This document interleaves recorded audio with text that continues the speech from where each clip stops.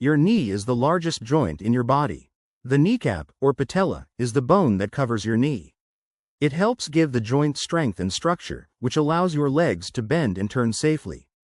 Because your knee has many working parts and carries a heavy load, it's prone to problems. If you have any of these issues with your kneecap, see your doctor so you can figure out the right treatment. Some of them can get better with physical therapy, while others may need surgery.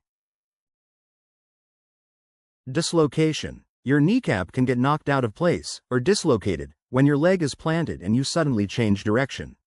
It can also happen when something hits your leg and forces it in another direction. Signs that you've dislocated your kneecap include: the joint looks out of place, though it might move back on its own. A popping sound or feeling. Severe pain. You can't straighten your leg or walk. Sudden swelling. Patellar instability and dislocation. Your knee also might dislocate without an injury because there's a problem with the structure.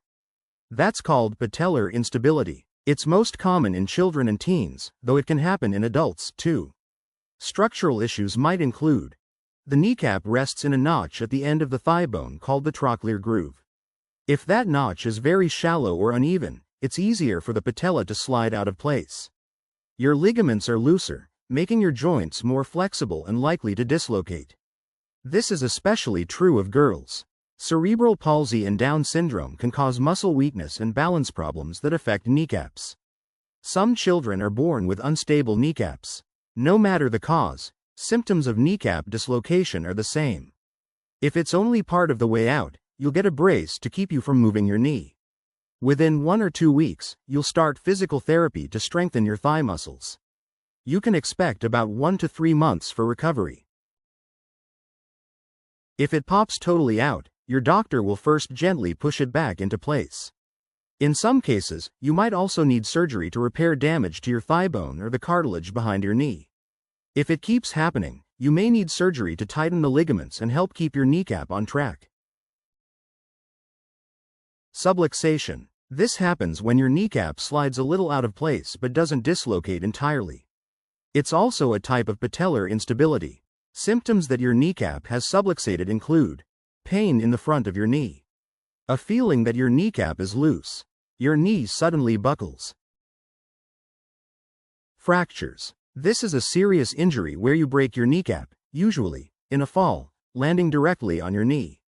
A direct hit to your knee, like slamming it against the dashboard in a car accident.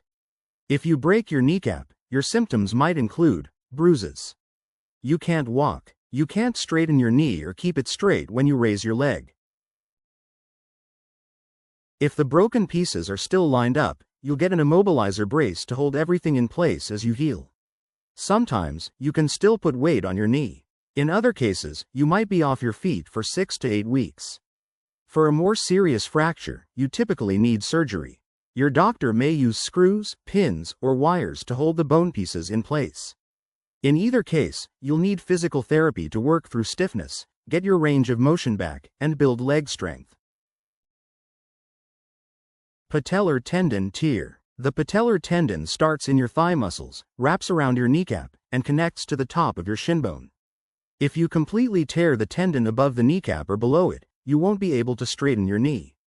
Small tears. For small tears, you typically wear a brace and have crutches for 3 to 6 weeks. The brace keeps your knee straight while your tendon heals. You'll also get physical therapy to help with leg strength and range of motion. Large tears. Most people need surgery for a large patellar tendon tear.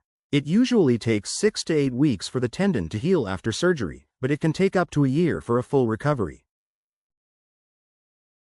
Patellar tendinitis. Also called patellar tendinopathy or jumper's knee, this is an injury to the patellar tendon. It's common with people who play sports like basketball and volleyball. You typically start treatment with basic self-care, like rest and over-the-counter pain relievers.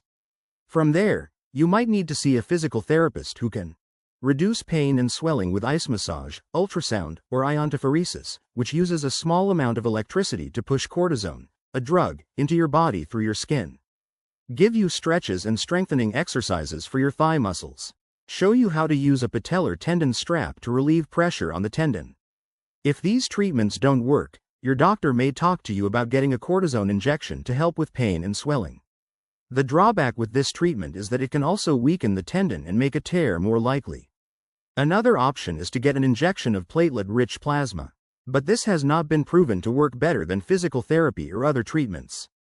It's rare, but if nothing else works, you might need surgery to remove damaged tissue and repair the tendon. Patellofemoral pain syndrome. This catch-all term describes pain in the front of the knee and around the kneecap. Sometimes it's called runner's knee or a tracking problem. Typically caused by overuse, patellofemoral pain syndrome can lead to pain, stiffness, or a buckling feeling in the knee and lower thigh bone. It's common in athletes, especially females and young adults.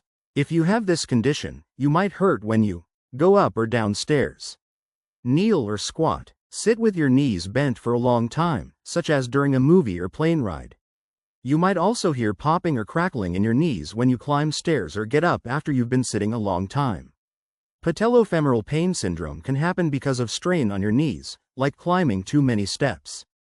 The pain might start because you've suddenly started to exercise more, such as going from working out 3 days a week to 6. Or maybe you've made your workouts more intense. Other things that might bring on patellofemoral pain syndrome: poor exercise technique, the wrong equipment, such as shoes, changing your exercise surface, for instance, running on streets after you've been running on a track. Often, it gets better with over-the-counter pain relievers and the RICE method. Rest. Avoid activities that trigger pain, and try not to put any weight on your knee. Ice. Wrap an ice pack in a towel and apply it 20 minutes at a time, several times a day. Compress. Use a stretchy bandage that has a hole for your kneecap. You want it to feel snug but not tight. Elevate. Keep your knee higher than your heart as much as possible. Your doctor may suggest physical therapy to improve strength and range of motion in your thigh, hip, abs, and lower back. Show you how to tape your knee or use a brace to reduce pain. Teach you how to correct your form if your knee moves in when you squat. Rarely, you might need surgery to remove damaged cartilage, loosen tendons, or realign the patellar tendon and the top of the shin bone. Patellar tracking disorder. Patellofemoral pain syndrome also may come from an alignment problem in how your knee works. When you have misalignment or a patellar tracking issue, your kneecap can push to one side of the trochlear groove when you bend your knee. That irritates the area, causing pain. Tracking problems could come from overall alignment issues between your leg and hip. Weak thigh muscles can also be part of the problem. Chondromalacia patelli. Damage to the cartilage behind the kneecap is called chondromalacia. You may feel a dull pain around or under your kneecap that gets worse when you go downstairs. Again, you'll start with self-care, avoiding activities that cause pain. Applying an ice pack wrapped in a towel for 15 to 20 minutes, 4 times a day for several days. Over-the-counter pain meds. You might also see a physical therapist for help with changes in how you exercise. You'll need to avoid high-impact activities as well as kneeling and squatting. Choosing the best footwear for your activities. Safe exercises to stretch and strengthen your thigh and hamstring. Shoe inserts, if you need them. Tape, brace, or a sleeve to keep your kneecap aligned. If these treatments don't work, you may need surgery to remove damaged cartilage and correct kneecap alignment. Prepatellar bursitis. A bursa is a small, fluid-filled sac. It eases friction between bones and soft tissue, like tendons. With prepatellar bursitis, the bursa in the front of your knee gets irritated and swells with extra fluid. That puts pressure on your knee that leads to pain. If it happens due to an injury, it usually goes away on its own with a little self-care. Avoid activities that trigger pain. Wrap an ice pack in a towel and apply it for 20 minutes, 3 to 4 times a day. Keep your knee above your heart as much as possible. Take over-the-counter pain relievers. If these treatments don't work, your doctor may take fluid out of the bursa using a needle. Give you a cortisone injection to help with pain and swelling. If the bursa is infected, you'll also need antibiotics.